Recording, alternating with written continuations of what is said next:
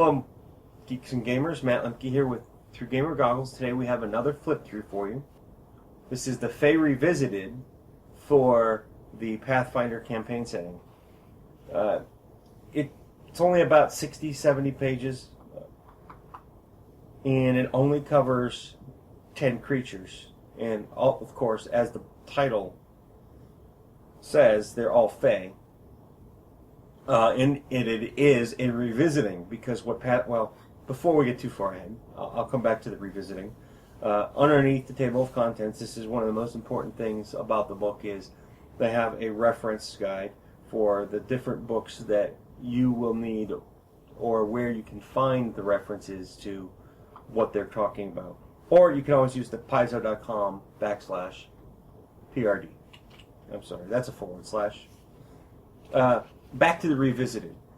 Basically what Paizo did is they went and they researched all these different Fey that are in the book, which are Dryads, Gremlins, Leprechauns, Norns. I'm going to probably enunciate this wrong. Knuckle-a-V, Nymphs, Redcaps, Rusalkas, Satyrs, and Sprites. And they researched them first looking at their historical lore value, and then they applied that to role-playing, and they also added the twist to what you can use them for within the Pathfinder campaign setting. Almost every single one of these, actually I do believe, I didn't count, I do believe every single every single Fey that's listed in the book has a section on how they have interacted within the history of Golarion. And the other thing that is kind of important to note is almost every single section follows the same pattern. Well, you're going to have this little brief text that's an inlay for each one, and then up here you have like a preamble to an intro, what aspect of nature the Fey is associated with, their ecology. Then after the ecology there is usually a society section, and this covers things like how these particular Fey react with civilization and react with other Fey around them. And then the campaign role, what treasure this particular Fey would have, and then the Fey within the realm of Golarion, along with the very last one of the, well, not necessarily the last thing, but one of the last things is their stat block, and then it's followed by their special abilities, and a little bit, sometimes a little more background information. So, without further ado, we're going to go ahead and look at the Gremlins, because they are a little bit more unique in the book.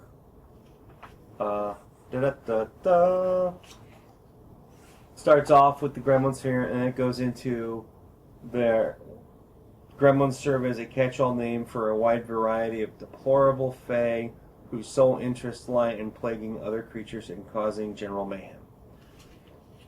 Then comes down here to the aspect of nature. While many argue that Gremlins have no purpose or place in the natural world, they are Fey nonetheless.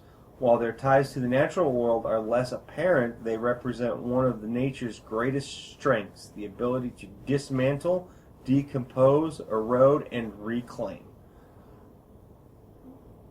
I never really kind of thought of Gremlins like that, because usually when I think of Gremlins, I think of Gizmo, or I think of Bugs Bunny. So, on that note, again, this is where I learned something. I didn't realize that Gremlins were Fey. And then you move into the Ecology, which the very first sentence of the Ecology is, Gremlins come in many types with a distinct physiology and habits. Well, there's the Thoth, which are aquatic lobster-clawed gremlins. There's the Jinkin, which are gaunt, toad-like skin with stubby bat faces and rows of spiky fangs. Then we have Might, or Mites, stunted with misanthropic gremlins with bluish and bruised-looking skin and bulbous eyes. Bulbous? Interesting. Big words that I've never seen. Are loathsome creatures that inhabit the Darklands. There's the Nuglum. I hope that's right. Henched and hideous, these three-eyed brutes are the largest and most aggressive of the land-dwelling gremlins. And then there's the Pugwampi, which live in warm climates, particularly in deserts. The Vexgit, scampering Vexgit's insatiable need to dismantle the most complex of humanity's innovations and resculpt them as harrowing death traps. See, I didn't know half these things had that much lore with them. And then it moves to the campaign role. Gremlins are the most likely of all Fey creatures to be encountered in urban environments. So, bam, right there, it's kind of telling you that these guys are not as natural as the other Fey. They kind of live to torment people. And then it has the little history section on the Gremlins. On top of that, the book in and of itself, which, I guess since I just flipped to that, I should show you that. This is probably not in every book. This is a mishap that happened at the printer, which I'm okay with. It doesn't matter. I mean, what happened is the page got folded over before it was cut.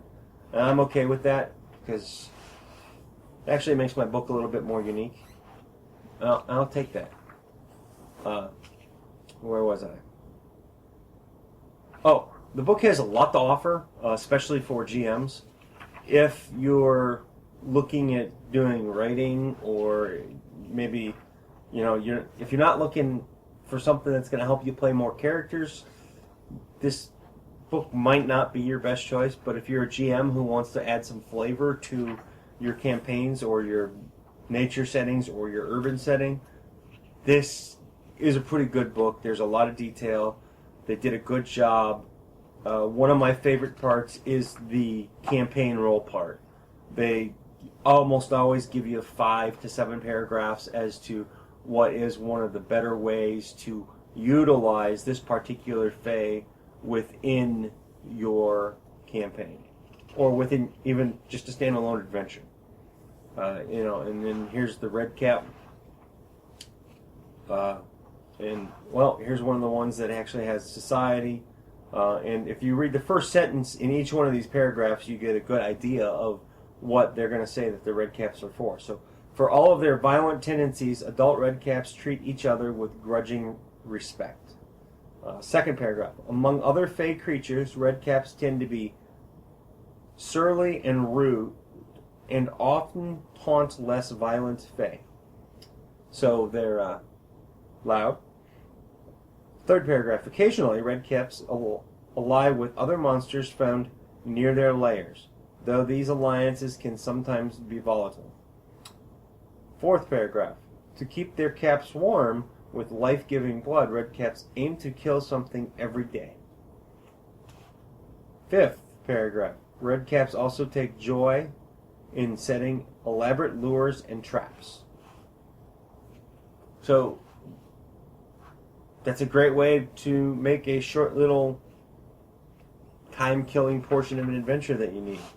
And he's kind of a scary-looking red cap. And then we have the Rusalka, which actually, the Rusalka, I believe, that's one of my favorite pictures in the book. Just looks like, haha, let's play. And, well. And then I think it's the last one, is the Satyrs, or Satyrs. I've never actually taken the time to learn how to pronounce them. All these years that I've been doing this, I probably should. But I've heard it both ways. And then we have Sprites, which everybody should kind of knows what Sprites are. And surprisingly, this is a different take on Sprites. Something interesting that you don't see too often. We'll zoom into this picture a little bit. Notice, most of them are male in this picture. Very interesting. I believe most fantasy games and stories kind of paint a picture of the sprites to be female. That's just males, I guess, I suppose. And then on the back you get a continuation of art. So, the Pathfinder Fey Revisited Campaign Setting is a great tool, I think, that can be used to spruce up your campaigns, or it can be a reference guide. What it is not strong for is playing characters. If you're a player, it may not be one of the best tools in your arsenal to purchase, but if you're also a GM, it's definitely worth the investment, I think, if you want Fey in your campaign setting. Thanks for watching. This has been another flip through from Through Gamer Goggles, gamer-goggles.com.